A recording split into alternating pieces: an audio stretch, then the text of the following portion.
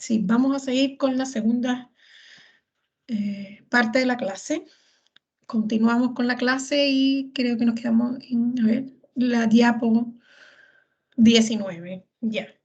Bueno, vamos a hablar ahora de otra agente que es la anistatina. ¿Ya? La anistatina es un agente del grupo de los poliénicos que actúa por contacto directo con el hongo. ¿Ya? Se presenta en varias formas farmacéuticas y las tiene: solución, tableta, ungüento, polvo, óvulos vaginales. ¿Ya? Es un antifúngico natural. Este agente es una, si ustedes miran aquí arriba, es una cadena cíclica también que tiene 37 átomos de carbono. Además tiene oxígeno, tiene sus sustituyentes metilos, tiene un aminoazúcar, dobles enlaces, ¿ya? Es una estructura también bastante compleja. La anistatina está indicada en infecciones cutáneas y de la mucosa que son originadas fundamentalmente por levaduras del género Candida albicans. El mecanismo de acción, como dice ahí, inhibe la respiración celular. Lo que hace es alterar el metabolismo del fósforo inorgánico y además, debido a las alteraciones en la membrana, porque esta anistatina también tiene la capacidad de formar poros, permite el paso de sustancias tóxicas al interior de la célula del hongo. Bueno, y ya les hablé de los principales agentes antifúngicos, son mucho menos que los que ustedes deben haber estudiado en bacteriología o como agentes antibacterianos, y mucho menos que los que van a ver como agentes antivirales. Les quiero hablar de Pneumocystis jirovecii. Se los traigo acá aparte, pues ya yo les comenté en la clase inicial que era un agente que se consideró un parásito, un protozoo, y hoy en día se considera un hongo y produce infecciones pulmonares, que es la pneumocystis, generalmente en pacientes inmunocomprometidos, y ustedes van a ver que es un hongo oportunista, es un hongo que puede estar presente en los individuos y sin embargo aprovecha una oportunidad como es la inmunosupresión para producir enfermedades respiratorias. Hoy en día se dice en realidad que es un hongo que es atípico, si nos ponemos a pensar en todas sus características, ¿ya? Tiene características de parásito, pero también tiene quitina en la pared, y esto es característico de los hongos. Pero si ustedes leen un poquito lo que está aquí en la diapositiva, fíjense que el agente para su tratamiento es un agente antibacteriano. Por lo tanto, se va de todo lo que hemos visto como la generalización de tratamiento de los agentes antifúngicos. Es un hongo, ya, Pneumocystis jirovecii, que antes se llamaba Pneumocystis carini durante un tiempo. Hoy en día está considerado y entra dentro del grupo de los hongos. Entonces, por eso se los traje, porque es especial, no tiene el gosterol, ¿ya? Como no tiene el gosterol, todos los agentes que actúan, por lo tanto, inhibiendo la síntesis de colesterol, de ninguna manera van a tener actividad frente a la Pneumocystis jirovecii. ¿Qué agentes entonces van a tener actividad o se pueden utilizar para el tratamiento de pneumocystis? Aquí tienen la combinación de timetropin con sulfametoxazol, ¿ya? Que si recuerdan, esta combinación de agentes inhibe la síntesis del ácido fólico, porque acuérdense que esto pueden actuar sobre dos enzimas, la dihidrofolato reductasa y la dihidrofolato sintetasa, y eso lo vieron en agente antibacteriano. Esto es un agente antibacteriano de uso para inhibir el crecimiento de las bacterias, pero es el agente de elección para el tratamiento de las infecciones por Pneumocystis jirovecii. Otro fármaco que se está utilizado para el tratamiento de las neumonias por Pneumocystis jirovecii, cuyo mecanismo de acción no está hoy bien dilucidado, es la pentamidina. La pentamidina es un agente antimicrobiano que se usa en el tratamiento de parasitosis, como la tripomaniosis y la leishmania, ¿ya? Y sin embargo, también se puede usar frente a esta gente que, como les estoy diciendo, es un hongo. Lo que se piensa es que esta lo que hace es interactuar con los fosfolípidos de la membrana, inhibiendo también la síntesis de ARN, ADN, y también se une a las topoisomerasas, y por eso es que inhibe la síntesis del ADN. Y se usa, como ya les dije, como antiparasitario generalmente. Los otros tratamientos se los pongo acá, en el caso de la capofungina, que es el único agente antifúngico que ha demostrado alguna actividad frente a Pneumocystis jirovecii. Les pongo ahí entre paréntesis que hay muy poca experiencia clínica del uso de la capofungina para el tratamiento de la micosis o de la neumocitosis producida por este microorganismo. Tenemos otro grupo también que lo podemos considerar atípico. Aquí falta una disculpa. Antes igual eran considerados parásitos y hoy son considerados hongos. También son agentes importantes que producen enfermedades gastrointestinales en pacientes VIH-Sida. Se sabe que tiene quitina, pero que, por ejemplo, no tiene mitocondria, produce trofozoides, que son estructuras típicas de parásitos. Estos hongos se tratan con agentes antiparasitarios como el albendazol. Y bueno, en el caso, por ejemplo, de la queraconjuntivitis que se producen en los pacientes VIH-Sida, también se ha utilizado la fumagilina tópica, ¿ya? Que es un agente utilizado para controlar las placas en las abejas, que es una plaga que se produce en las abejas por otros microsporidios. Y bueno, fíjense que la aclaré que es uso oral, no se usa por la vía oral, ¿ya? Porque tiene efectos adversos graves cuando se administra por vía oral. Y la fumagilina no se usa sola, se usa la fumagilina tópica en el tratamiento característico de esta queraconjuntivitis, unida con el albendazol, ¿no? Bueno, y ahora vamos a ir un poquito más rápido porque miren, la diapositiva 22, la diapositiva 23, la diapositiva 24 y la diapositiva 25, lo que yo hice fue agruparles, traerles unos cuadros que ustedes pueden ver, por ejemplo, el fármaco con su espectro de acción, ahí les puede decir para qué se pueden utilizar. Después tenemos otro que puede ser un poquito más importante, que son los antifúngicos que se usan en las micosis sistémicas, en las distintas micosis sistémicas, y se los traje por esto que está señalado en rojo acá, que es como, fíjense que a pesar, aquí tenemos la anfotericina B, aquí tenemos los azoles, en estos tres que están acá son azoles, y sin embargo, todas estas que están acá son cándidas, son distintas especies de cándida y responden distintos frente a los azoles.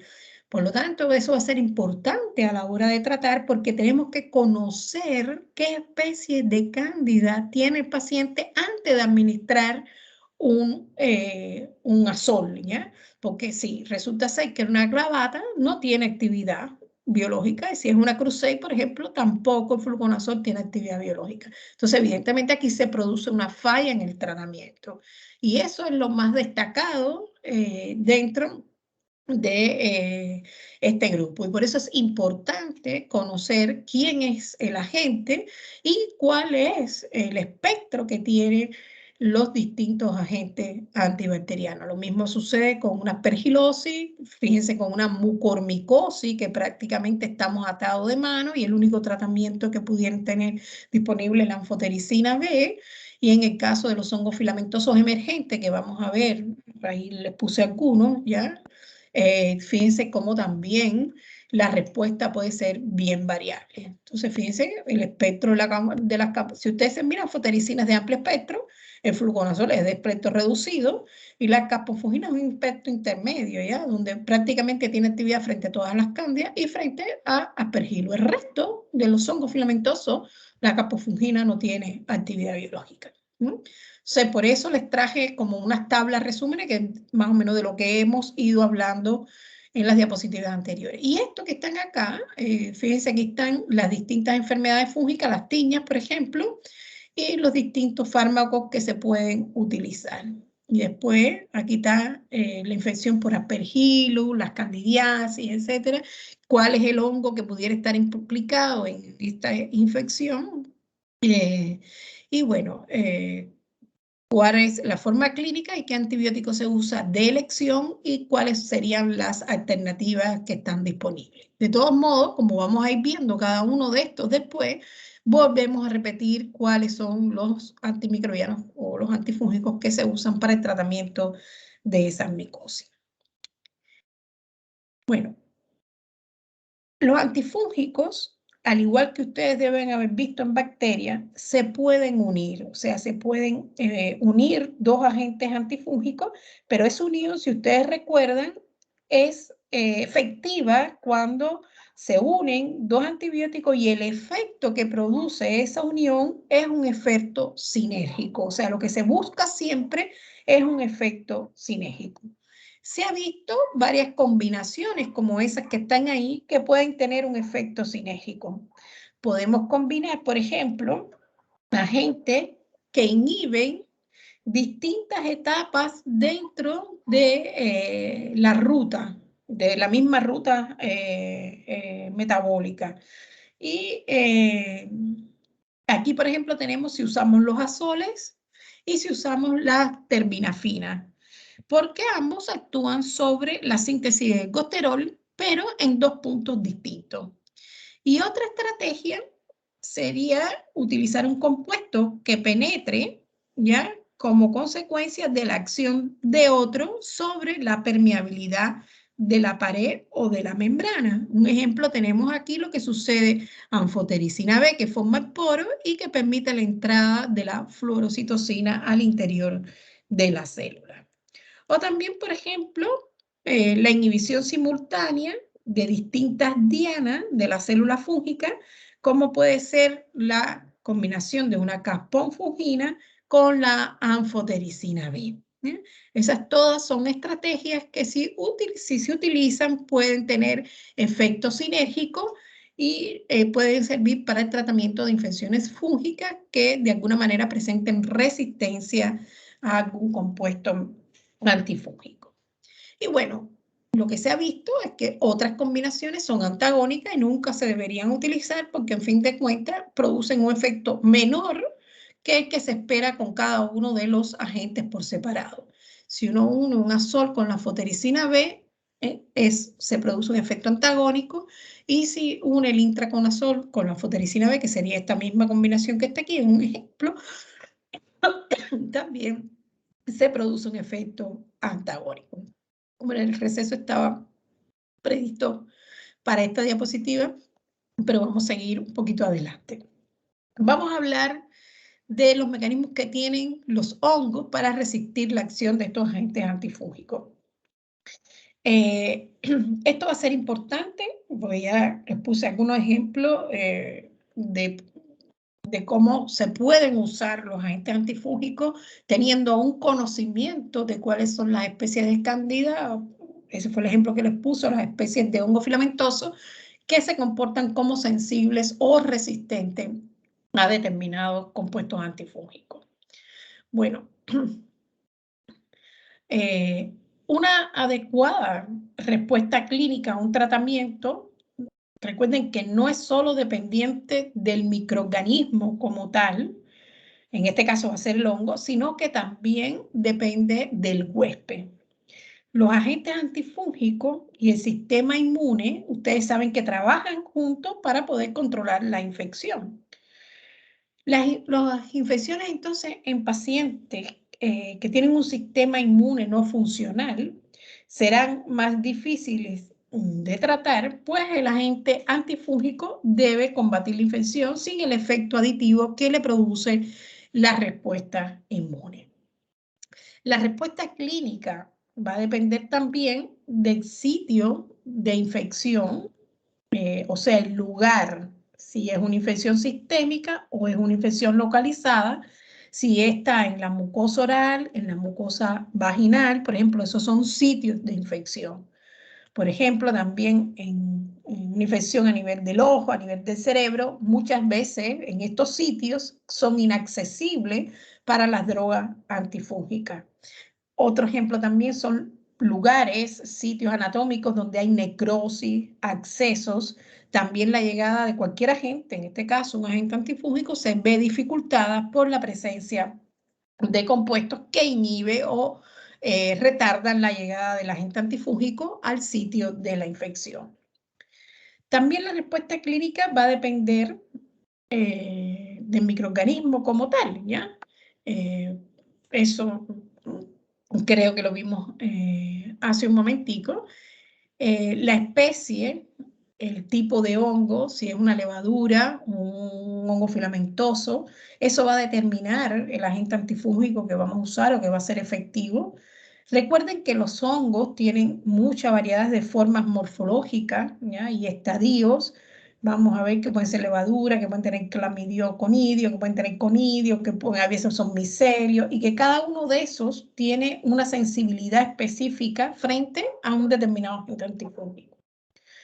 Otro aspecto importante acá es la severidad de la infección, que es otro aspecto importante, debido a que grandes concentraciones de microorganismos implica la necesidad de mayor uso de agentes antifúngicos, y recuerden que son tóxicos, ¿ya? Y si también se necesitan periodos de tratamiento más largos, también estamos aumentando la toxicidad de este agente. La presencia de objetos extraños, ¿ya?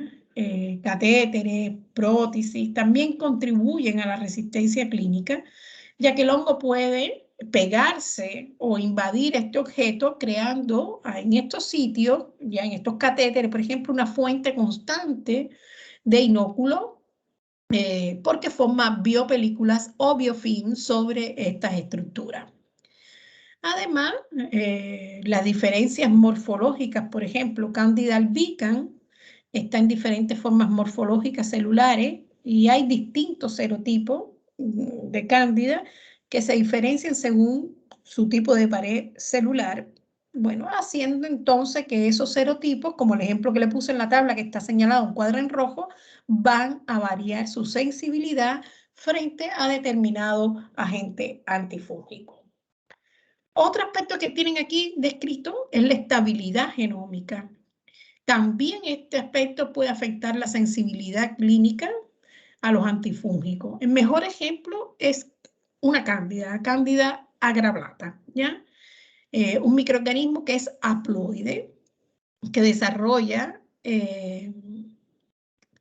resistencia a los azoles, a diferencia de Candida albicans, que es diploide, y que el desarrollo de resistencia en esta entonces cepa que es diploide es menos frecuente que en las cepas que son haploides. Por lo tanto, esto también interviene de alguna manera en la respuesta o en la resistencia que podamos observar. La resistencia, en este caso que les estoy comentando, de las cándidas, llega por mutación de ambos alelos que codifican para entonces la enzima de la síntesis del ergosterol, ¿ya? Otra cosa importante que debemos tener en cuenta es que con la gravedad de la infección puede aumentar también el número de microorganismos, y a mayor número de microorganismos aumentan las mutaciones al azar que se produce, y eso también pudiera llevar a una resistencia clínica o la resistencia que estamos observando porque no hay respuesta del paciente frente al antifúngico. Bueno, otro efecto es el agente antifúngico como tal, ya que eso ya es el fármaco, ¿ya? La característica que tiene cómo interacciona con otros agentes que pudiera de alguna manera también contribuir a la resistencia clínica, porque pudiera estarse administrando otro fármaco que disminuya la acción como tal del agente antifúngico. Es por eso que por todo esto que yo les estoy diciendo, que cuando un laboratorio les da el resultado de resistencia, de un aislamiento de un hongo, no siempre les dice, por ejemplo, que este hongo es sensible a este antibiótico, le está dando un resultado que es bio in vitro y que no siempre va a representar la respuesta terapéutica, ¿ya? Porque lo único que ustedes están considerando es Pusieron el microorganismo, pusieron el agente, lo inhibe y no lo inhiben. Pero todas estas cosas no las tuvieron en cuenta, ¿ya? Porque en ese estudio in vitro, ustedes no pueden simular esto, ustedes en la dosis la pudieran simular, pero hay muchas de estas características o de estos sucesos que tienen lugar en in vivo que no están determinadas, ¿ya? Entonces, si ustedes ven, intervienen muchísimos factores en la resistencia clínica o la resistencia que se observa frente a un determinado agente. Bueno, recordemos estos conceptos antes de hablar de los distintos mecanismos de resistencia.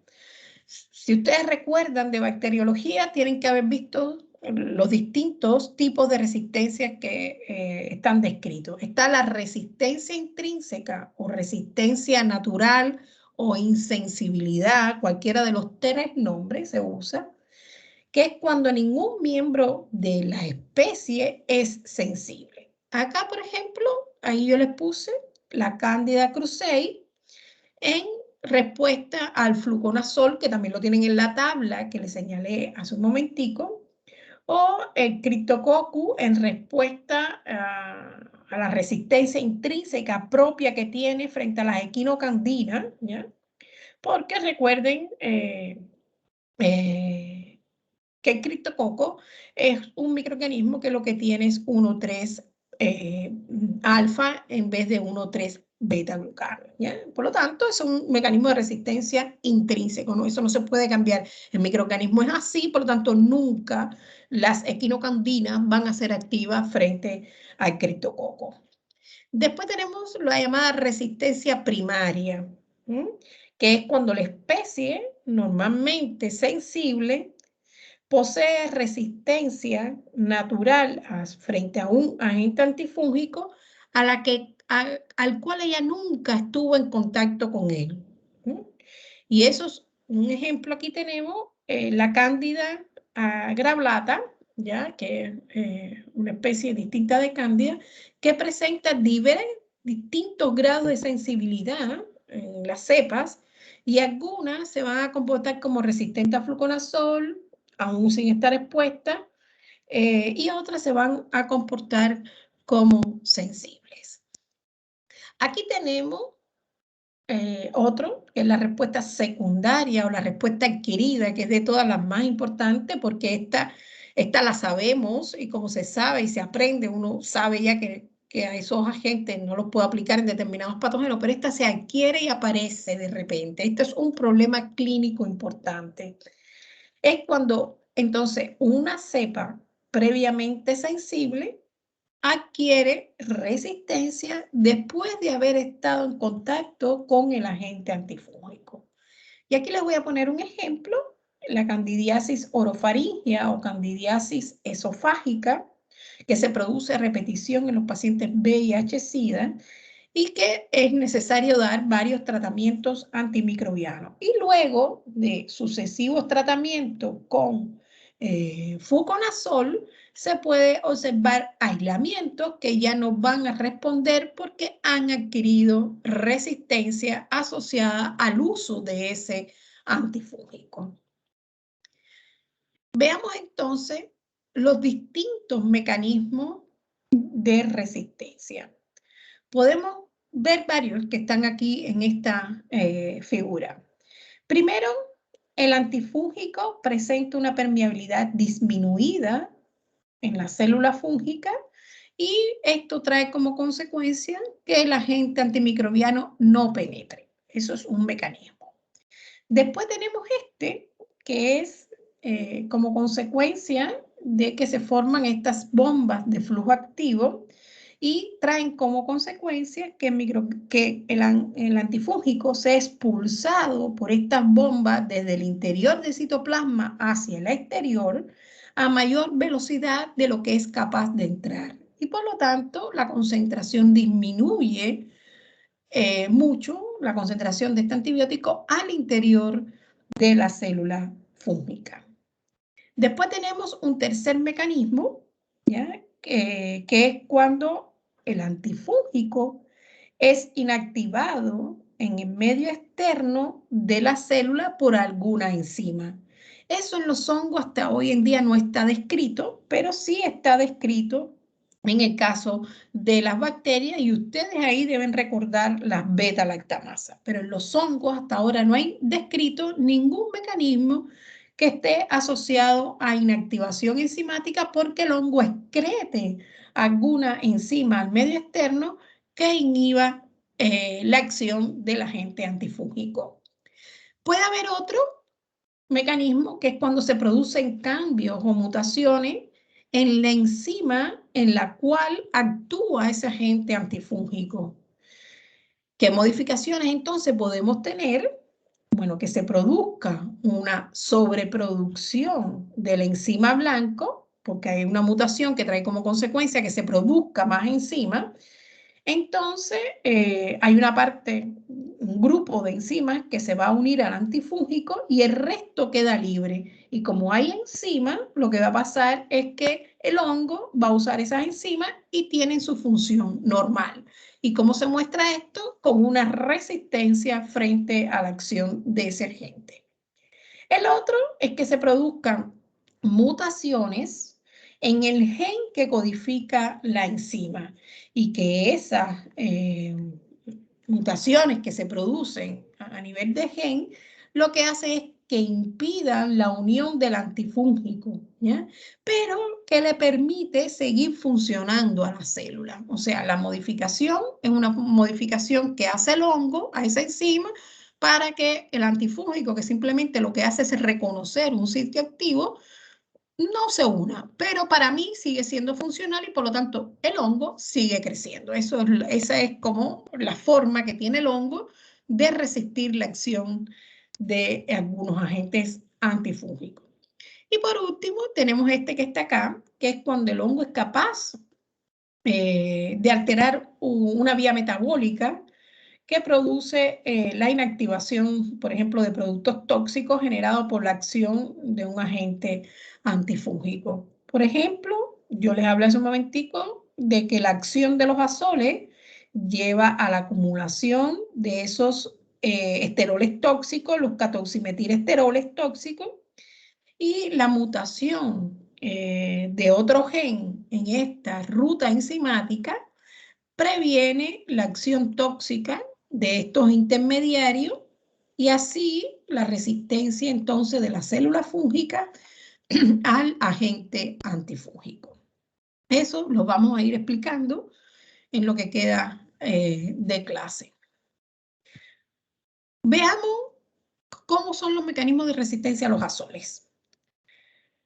Recordando, es importante recordar, para poder entender la resistencia tienen que saber cómo actúan, ¿ya? Entonces, si ustedes recuerdan cómo se produce la síntesis del ergosterol, ahí pueden recordar dónde actúan cada uno de estos agentes. Recuerden que entonces los azoles actúan sobre esta enzima que está ahí, la 14-alfa-esterol de metilasa. Y bueno, ¿qué mecanismos van a tener los azoles para inhibir la síntesis del ergosterol? Primero, pueden alterar el sitio de acción. ¿Cuál es el sitio de acción? Se lo acabo de decir, es la enzima, ¿ya? Entonces, uno de los mecanismos que tiene es alterar el sitio de acción al que se unen estos azoles. Segundo, pueden expresar los genes que codifican la enzima, ya sea el gen HER11 o el CYP51, según sea un hongo filamentoso o una levadura. Un tercer mecanismo que tienen es aumentar en la célula fúngica la expresión de las bombas de flujo. Y al aumentar las bombas de flujo, se saca el antibiótico del interior de la célula del hongo a una velocidad mayor de lo que se puede entrar. Por lo tanto, se disminuye la concentración del antifúngico al interior de la célula fúngica. Y bueno, tenemos por último este mecanismo que es el desvío metabólico que ya les estuve explicando en la diapositiva anterior y vamos a explicar un poquito mejor. Acá lo vemos esquematizado, lo mismo que les dije de los azoles, pero esquematizado. Esto es lo que ocurre en una célula sensible, ¿ya? Ejemplo, un fluconazol entra por un mecanismo que ya les dije que es desconocido y también están, una vez que entran, es sacado por también estas bombas de flujo que son las llamadas MDR, ¿ya? Para el caso del fluconazol o las CDR para el caso del resto de los azoles. Cuando el antibiótico entra, cuando el Aczol entra, se une al sitio activo de la enzima, ya ustedes saben cuál es la enzima, y como consecuencia recuerden que no se sintetiza el ergosterol. Esto es lo que pasa en una célula que es sensible a los azoles. Todas las células expresan bombas de flujo, son características, pero la velocidad de entrada del azol es mayor que lo que esta célula es capaz de sacar del interior. Por lo tanto, el azol alcanza concentraciones adecuadas para inhibir la síntesis del ergosterol. Acá en esta otra imagen tenemos una célula que es resistente. Vemos cómo están sobreexpresadas las bombas de flujo, por lo que esta sobreexpresión hace que se saquen mucho más antibióticos del interior celular, por lo tanto impide que el azol llegue a su sitio blanco. Otro mecanismo que está acá también esquematizado ya es la sobreexpresión de la enzima blanco. ¿Cuál es la enzima? La 14-alfa-esterol de metilasa. Una parte de esas enzimas que están, como hay más de la que debería de haber, se va a unir a esa cantidad de agente antifúngico que entró, ¿ya? Y por lo tanto va a ejercer la acción, pero resta, sobra enzima. Y por tanto, esas enzimas que sobran siguen sintetizando ergosterol y no hay efecto sobre la membrana del huésped. También se pueden producir mutaciones que está señalada con esas cuñitas, ¿ya? De la enzima, que cuando se sintetizan esas mutaciones, la enzima que se sintetiza, por lo tanto, impide que se una el ergosterol, pero sigue siendo funcional para esa célula. Noten que el aumento de las bombas MDRL lo que provoca es resistencia a fluconazol, pero se aumentan también las bombas que codifican CDR, hay resistencia a otros azoles y entonces se produce un mecanismo de resistencia cruzada. Cuando hay resistencia a todos los azoles es porque están expresadas las dos bombas de flujo. Bueno, y acá tenemos para explicar el desvío metabólico, que es el mecanismo que me falta por explicarle del grupo de los azoles. Esto se refiere al efecto que tienen los azoles en la vía metabólica del ergosterol, que es el aumento y acumulación de estos esteroles tóxicos que yo les dije que se formaban. Y que al acumularse esos esteroles tóxicos o episteroles, tienen varios nombres, se los puse también en una diapositiva, lo que trae como consecuencia es que cese el crecimiento de la membrana. Si muta este gen que está acá, que es el gen, es el 3, ¿ya? ¿Qué puede suceder? O sea, tenemos que tener en cuenta qué va a suceder. Si muta ese gen, se va a prevenir la formación de estos compuestos tóxicos y el esterol resultante puede formar parte de la membrana, ¿ya? Haciendo de esta forma la membrana funcional. Y si la célula, el hongo encuentra una vía para que estos esteroles no sean tóxicos y sean funcionales, va a seguir sintetizando ergosterol a partir de otra molécula que ella puede utilizar. La cepa con este mecanismo de resistencia suele ser también resistente a los polienios, porque no va a haber un ergosterol que va a ser reconocido por los polienos, ¿ya?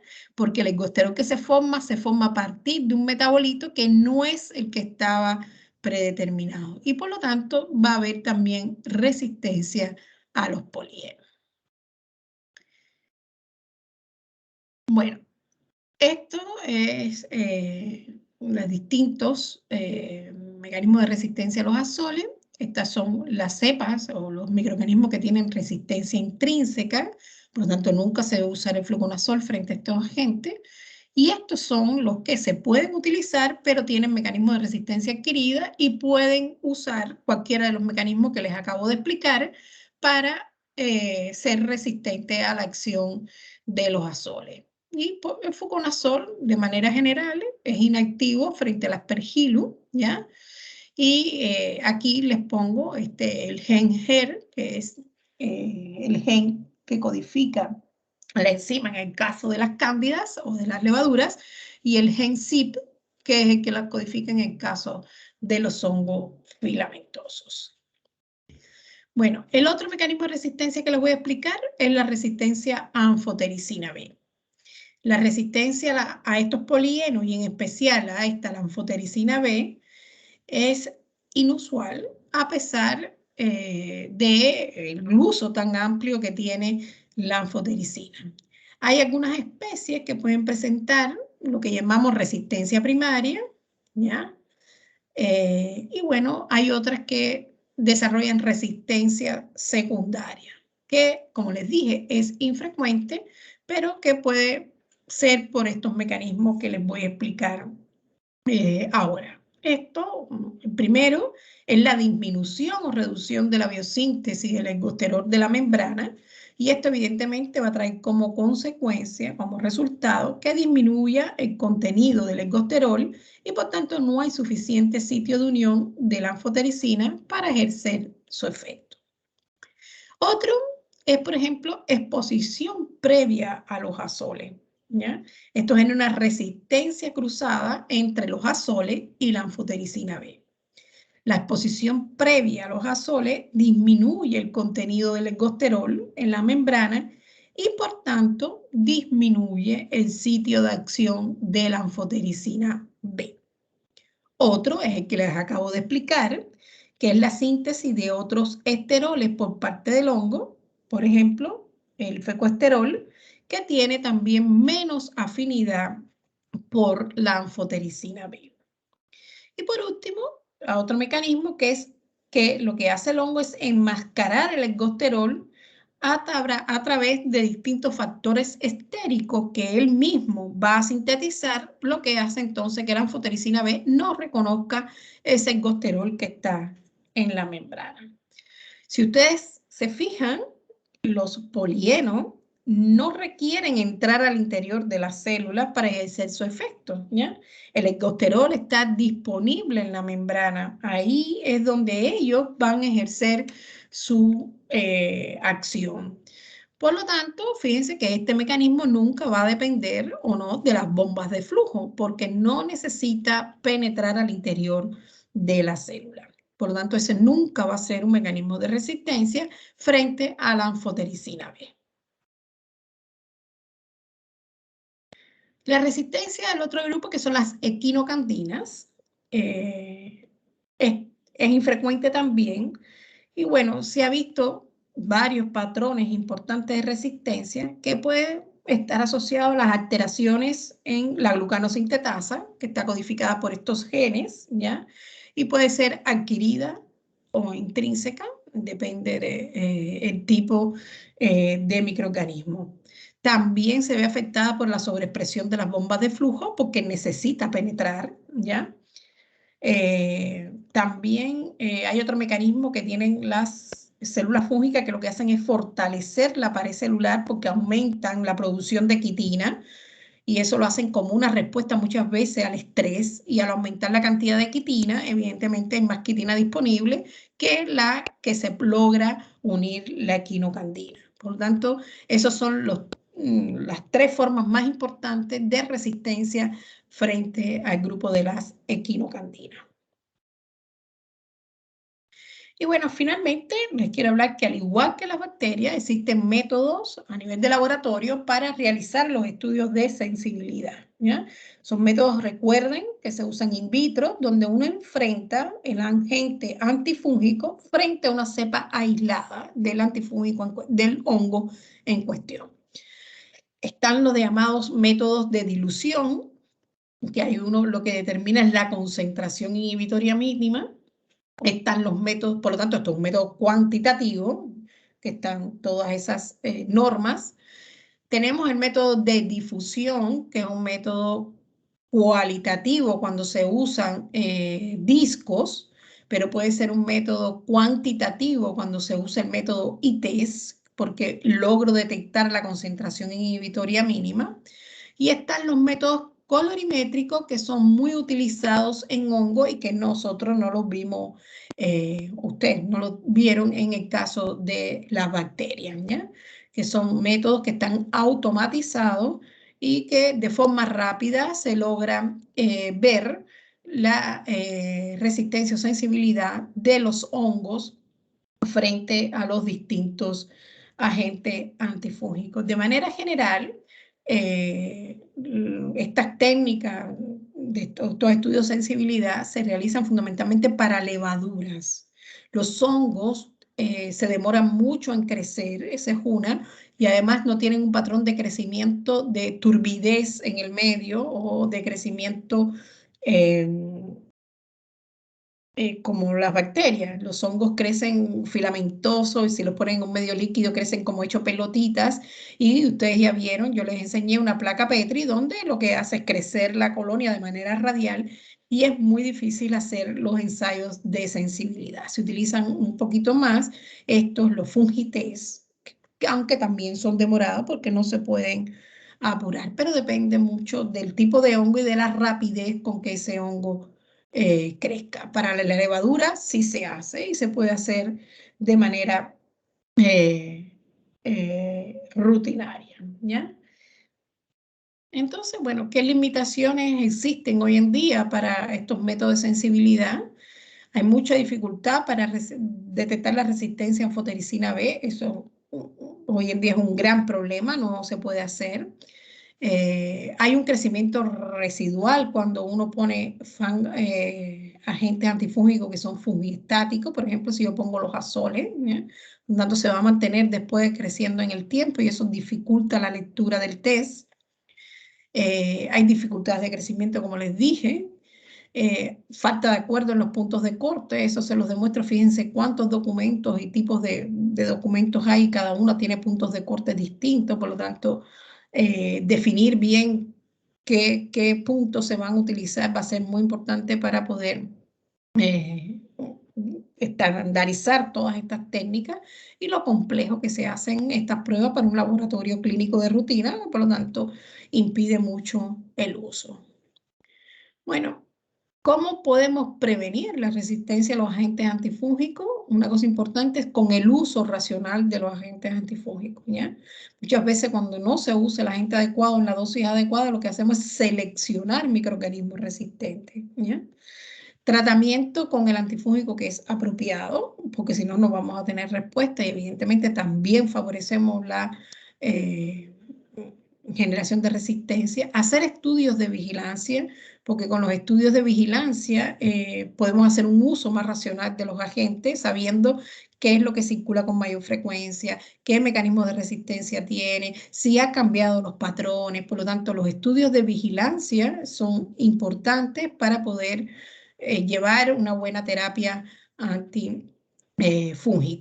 Lo otro, hacer combinaciones de antifúngicos, sobre todo en los casos, por ejemplo, la 5-fluorocitosina, que genera resistencia tan rápido y que haciendo combinaciones disminuyo esta posibilidad de desarrollo de resistencia. Y lo otro es crear nuevas estrategias. Y esas nuevas estrategias en el caso de los hongos, hoy están más dirigidas a no solo las combinaciones de los agentes antifúngicos, sino también está dirigida a combinar agentes antifúngicos con agentes inmunomoduladores que ayuden de alguna manera la respuesta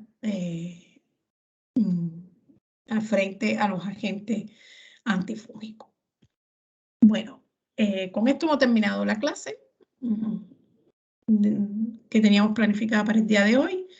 El lunes de la próxima semana vamos a ver las distintas micosis y con eso vamos a terminar. Son pocas micosis porque hay varias, todas las micosis sistémicas endémicas, por ejemplo, no están en Chile. Por lo tanto, solamente las vamos a mencionar sin dar detalle. Vamos a hablar de las más importantes, las candidiasis, la micosis oportunista, neumocistis, criptococo en los pacientes VIH. Y vamos a ver también los dermatofitos, que son de todas las micosis más importantes que hoy en día deben conocer. No sé si tengan alguna consulta.